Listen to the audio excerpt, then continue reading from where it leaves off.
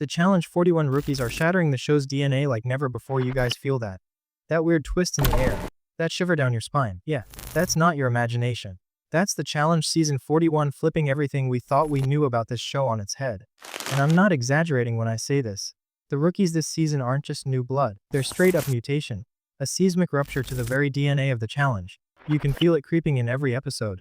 Something's wrong. Or maybe, something's about to be gloriously right. I'll be honest with you, I've watched this show since it still smelled like real-world drama and early 2000s Jim Sweat. But this is different. This feels like a hostile takeover, and I mean that in the juiciest, most deliciously chaotic way possible. You ever watch a show and think, wait, is this even the same series anymore? Yeah, that's the Challenge 41. Only this time, the players you don't know might be the ones you'll never forget. Now ask yourself this: what happens when players who grew up watching the challenge step onto the battlefield with full intention of reprogramming it? I'll tell you exactly what happens. And if you think you know where this is going, you don't. Stay with me, because what's about to unfold isn't just a new season, it's a silent revolution. Veterans have ruled the challenge for decades. Bananas, CT Cara Maria. They've built an empire of alliances, sneak attacks, and untouchable dominance. They were the blueprint. But now there's a virus in the system. Fresh blood, not to join the machine, but to corrupt it. And let's just be honest here. You probably scoffed when you saw the cast list. Love Island. Too hot to handle. Survivor, you rolled your eyes, right? But now you're watching Blue Kim training like she's prepping for a UFC title match. You're watching Dee Valadares study alliances like it's a chessboard soaked in gasoline. And you're seeing America Lopez, the woman once dismissed as just a showman's girl, now surgically slicing through social dynamics like a scalpel. And here's the problem most viewers aren't ready to face. These rookies are shattering everything. They're not playing by the rules because they never learned them.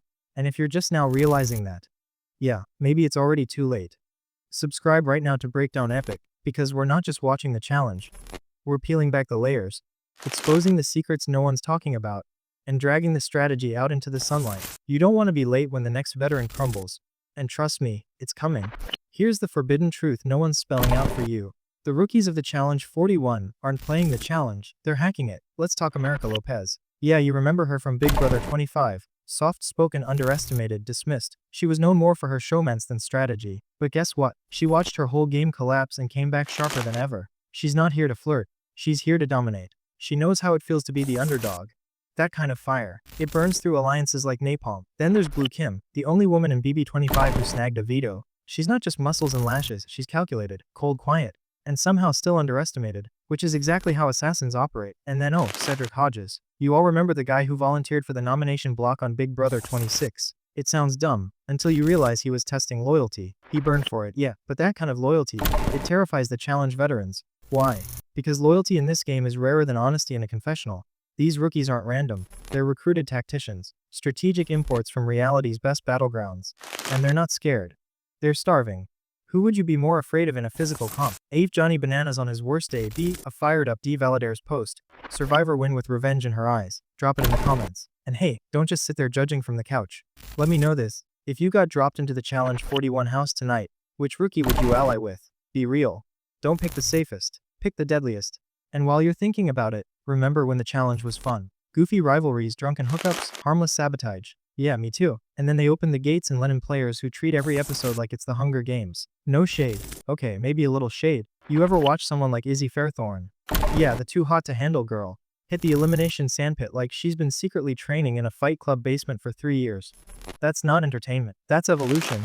It's like someone threw a Love Island cocktail party into a death race tournament, and weirdly it works. You think Leonardo Dionisio is here for a tan and a villa. Now, the dude looks like he's training for American Ninja Warrior Apocalypse Edition. And yet, one misstep, and the rookies will eat him alive. Because in this house, beauty means nothing, loyalty means less, and every friendship is basically a loaded weapon pointed at someone's back. Now here's the real kicker. You know what makes this season so much more dangerous than anything that came before? It's not just the physicality, it's the infiltration. The vets, they're getting comfortable. Too comfortable. And that's how the rookies are winning. They're not storming the gates with brute force. They're sliding into alliances, cuddling up in corner conversations, and planting tiny seeds of paranoia.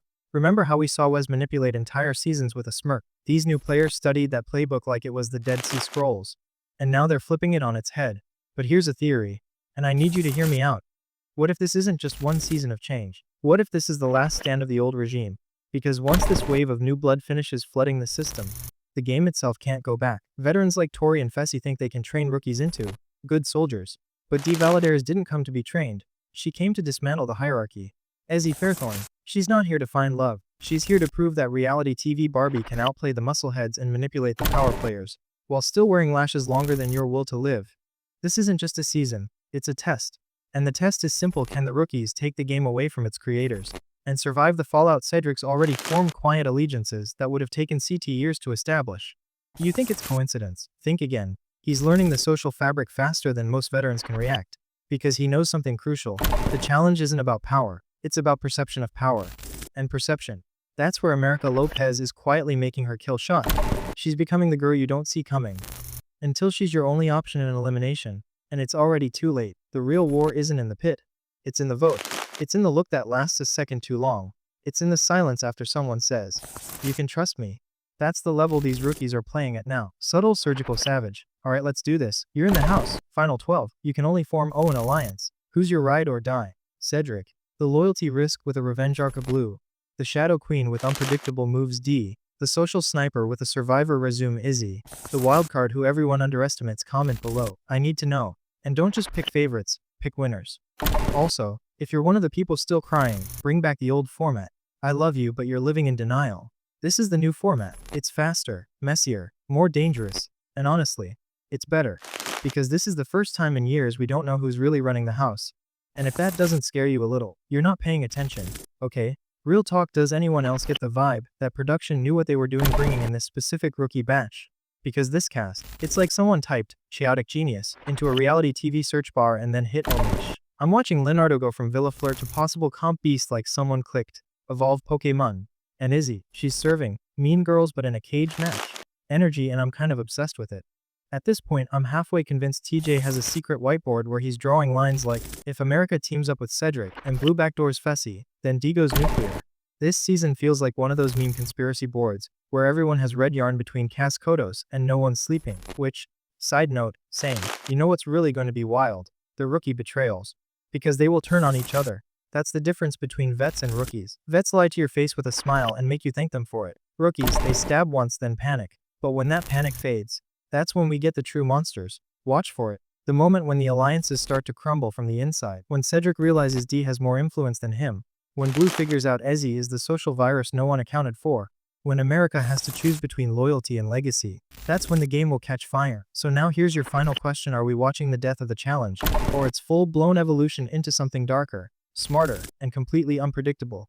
Because honestly, I don't think we're ready for what comes next. And if you've made it this far, I know one thing for sure: you're not just a viewer, you're a strategist. And strategists like you need to be locked in. Because the betrayals haven't even started yet. Hit that subscribe button right now so you don't miss the next power shift, the next blindside, the next rookie on rookie betrayal that'll break alliances and hearts simultaneously. This is Breakdown Epic, and I'm Sophia, here to drag every lie, twist, and psychological warfare session into the light. Drop a comment, pick your favorite rookie, roast a vet, leave a conspiracy theory, and remember, in this game, everyone's replaceable, even the legends. But you're permanent. Because once you see the challenge like this, you never unsee it. See you in the next takedown.